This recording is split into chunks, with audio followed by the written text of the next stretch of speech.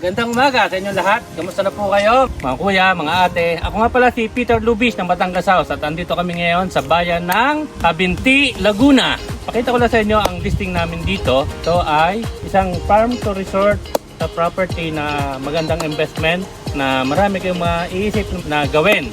Ito ay may sukat na 8,394 at ang frontage niya 114 meters. Ito lang ang kubo, parking. From here, meron pang 5 barangay na karugtong. Kaya magandang investment po ito. Halos nasa Bukana lang siya. Welcome po at sana makita ninyo. Itutur namin kayo sa buong perimeter nito. Please like and subscribe Peter Lubis sa YouTube and Facebook.